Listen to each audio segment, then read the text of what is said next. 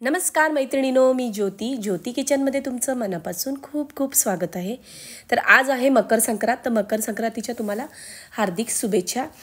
तर मी आज तुमच्यासाठी मस्तपैकी अशी तीळ गूळ आणि शेंगदाण्याची अशी पोळी घेऊन आलेली आहे। तर ती पोळी कशी केली त्यासाठी माझा पूर्ण व्हिडिओ नक्की पहा। तर सुगडही मी पूजून झालेला आहे। तर आता मी त्याची तयारी करून घेते सगळ्या। तर आधी मी काय केलेले, एक परात घेतलेली, त्याच्यामध्ये 2 वाटी मैदा घेणार आहे। तर हा मैदा जरा चाळून घ्यायचा, म्हणजे कचरा वगैरे जर काय असेल तर तो निघून जातो। तर आता हा चाळून मी घेते। तर आता मी काय केलेलं आहे, ह्याच्यामध्ये घालायसाठी तेल घेतलेलं आहे। तेल घ्या, तूप घ्या, तुमच्यावर आहे। तर मी तेल घेतलेलं आहे, चांगलं ह्याचं मोहन करून घ्यायचं आहे। तर आता तेल चांगलं गरम होईपर्यंत आपण ह्याच्या चिमूटभर मीठ घालायचं आहे आणि असा मी बारीक रवा घेतला आहे। तर हा 3 चमचे मी रवा घातलेला आहे। तर रवा तुम्हाला घालायचा तर घालू शकता, नाही घातला तरी चालेल, पण ह्यानी मस्तपैकी अशा पोळ्या सुंदर होतात अजून। आता ह्याच्यामध्ये मी तेलाचं मोहन घालून घेते। तेलाचं मोहन मी चमच्याच्या प्रमाणाने तुम्हाला सांगते। 2 वाटीला मी 4 चमचे तेल घेतलेलं आहे। तेल घ्या किंवा तूप घ्या, सेम प्रमाण घ्यायचं आहे आणि चांगलं त्याचं मोहन करून घ्यायचं आहे। चमच्याने एकदा व्यवस्थित मी हे सगळं मोहन एकदम पिठामध्ये मिक्स करून घेतलेलं आहे। आता आपण ह्याला हाताने व्यवस्थित मिक्स करून घ्यायचं आणि मग पाणी घालायचं आहे आणि पाणी घालून व्यवस्थित एकदा मस्तपैकी असं हे पीठ मळून घ्यायचं आहे। तर पीठ हे जसं आपण चपातीला पीठ मळतो तसं ते पीठ मळायचं आहे आणि जास्त पातळही करायचं नाही। तर आता पीठ मळून झालेलं आहे। आता याला झाकून मी 15-20 मिनिटासाठी साईडला ठेवते, जोपर्यंत हे सारण होईपर्यंत पीठ पण व्यवस्थित तयार होतं। आता तुम्हाला प्रमाण दाखवते। तर मी छोटी एक वाटी तीळ घेतलेलं आहे आणि शेंगदाणे घेतले। शेंगदाणे आणि गूळ एका प्रमाणात घ्यायचे आहेत। तर बघा, हे दोन्ही जे वाट्या आहेत ते सेम घेतलेले आहेत आणि तीळ कमी घेतलेले आहेत। तर तीळ आता मी भाजून घेते। तर तीळ भाजून चांगले असे घ्यायचे आहेत। लालसर असे तीळ भाजून झाले की आपण आता शेंगदाणे मी आधीच भाजून घेतलेले आहेत, तर हे मी भरडून घेते। तर तुम्हाला मी प्रमाण सांगते, पाव किलो शेंगदाणे घेतले तर पाव किलोच गूळ घ्यायचा आहे, लक्षात ठेवा। आणि तीळ तुम्हाला पाहिजे तेवढे तुम्ही घेऊ शकता।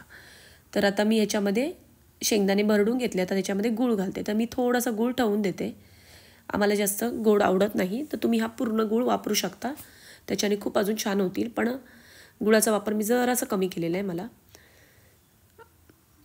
तर आता हे झालं आहे बघा, मस्त अशी याची पावडर तयार झाली आहे, जरासुद्धा गुळाचे वगैरे खडे राहिलेले नाही आहे। आता तीळसुद्धा तसेच भरडून घ्यायचे आहेत, म्हणजे बारीक पावडर अशी करून घ्यायची आहे।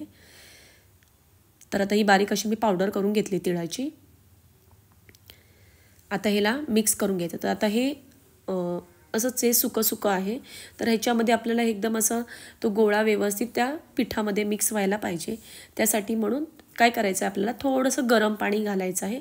थोडंसं म्हणजे 2 चमचेच गरम पाणी घाला, जास्त घालू नका। थंड पाणी घालायचं नाही, गरम पाणीच घालायचं आहे आणि असं जसं पीठ मळतो ना तसं ते मळून घ्यायचं आहे बघा। पिठाचा लक्षात ठेवा, ह्याच्यामध्ये 2 चमचेच पाणी घालायचं आहे, जास्त पाणी घालू नका। तर आता मी चांगलं आता हे पीठ मळून घेते। पीठ पण झालेलं आहे, सारण होईपर्यंत पीठ मस्तपैकी असं मुरलेलं आहे। तर आता चांगला व्यवस्थित त्याला मळून घ्यायचं आहे बघा। आता तुम्हाला मी दाखवते। तर आता ह्याचे छोटे छोटे ना असे आपल्याला जेवढे मोठे त्या साईजचे गोळे पाहिजे तसे करून घ्यायचे। तर आता बघा, मी हा असा एवढा गोळा करून घेतला तयार। आता ह्याला काय करायचं, थोडंसं लाटून घ्यायचं आहे। तर लाटायच्या आधी आपण थोडंसं पीठ घेऊया, जास्त पीठ लावायचं नाही।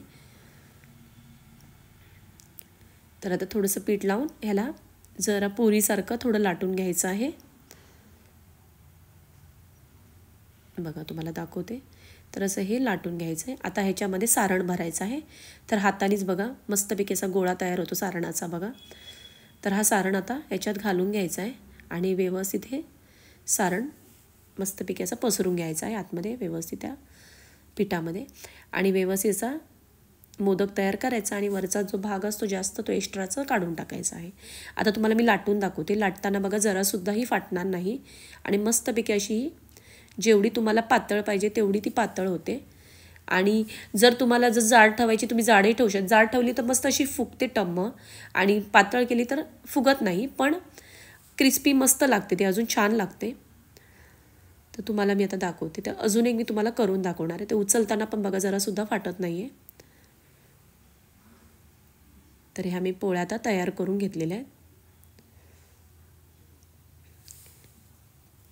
तर आता हे मी साईडला एका बाजूला ठेवून देते। तर ह्याला लाटून वगैरे असं ठेवून द्यायचं नाही जास्त वेळ, नाहीतर त्याला असं पाणी सुटत राहणार. तर आता मी चांगला आता गॅसवर तवा आधी पहिला गरम करून घेतलेला होता.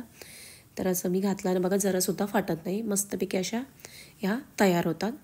तर आता ह्याला थोडंसं तूप लावायचं वरून, अजून छान लागते ही पोळीला जर तूप लावला तर असं दोन्ही बाजूनी मी तूप लावून घेते बघा. तरी मी एकदम पातळ केलेली आहे, त्याच्यामुळे ह्या फुगलेल्या नाही आहे. तर तुम्हाला मी जर अशी जाड पण करून दाखवते, त्यांनी पण मस्त अशा ह्या टम्म फुगल्या जातात. तर आता हे दोन्ही बाजूने व्यवस्थित ह्या भाजून घ्यायच्या आहेत. तर तोपर्यंत मी दुसरी पण एक पोळी लाटून ठेवलेली आहे. तर ही भाजेपर्यंत दुसरी पोळी लाटून होते आणि बघा मस्त अशी तयार झालेली आहे. जशी जशी ही थंड होणार तशी तशी ही खूप छान लागते. आता तुम्हाला मी दाखवते बघा, ही मी थोडी जाड केलेली आहे. तर बघा आता तूप लावल्यानंतर कशी मस्त अशी टम्म फुगते की नाही बघा. आता बघा अशी ही टम्म फुगली जाते बघा मस्तपैकी अशी. दोन्ही सेम आहे, फक्त जाड आणि मी पातळ केलेले ह्याच प्रमाणात. थंड झाल्यावर सेम तेच होतं, म्हणजे ते कडकच होतात आणि खूप छान लागतात. आणि मेन हे टिकाऊ आहेत, म्हणजे हे जास्त दिवस तुम्ही ठेवू शकता, जरासुद्धा खराब होणार नाही. 10 दिवसाच्या वर पण हे राहू शकतात त्या पोळ्या, मस्तपैकी आहे. आता बघा मी हे थोडे प्लेटिंग करून घेते तुमच्यासाठी. तर ह्या पोळ्या ना खूप दिवस अशी टिकतात पण, चायबरोबर खायला किंवा असं टाइमपास म्हणून खायला पण ह्या पोळ्या मस्त आणि खूप सुंदर आहेत. शेंगदाणे घातले, तीळ घातले, त्याच्यामुळे हे पौष्टिक आहेत. फक्त मैद्याच्या ऐवजी तुम्ही ह्याच्यात गव्हाचाही पिठाचा वापर करू शकता, खूप छान लागतात. तर आता बघा मस्तपैकी अशा मी हे बघा खूप छान अशा बघा दिसायला खूप सुंदर आहेत. तर अशा हे ब्राऊन कलरच्या दिसतात नंतर थंड झाल्यावर.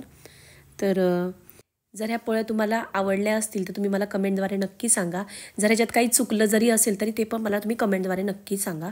आणि जर तुम्हाला हा जर व्हिडिओ आवडला असेल तर तुम्ही माझ्या चॅनलला लाईक करा, भरपूर लोकांना शेअर करा आणि माझ्या चॅनलला सबस्क्राईब करा. धन्यवाद.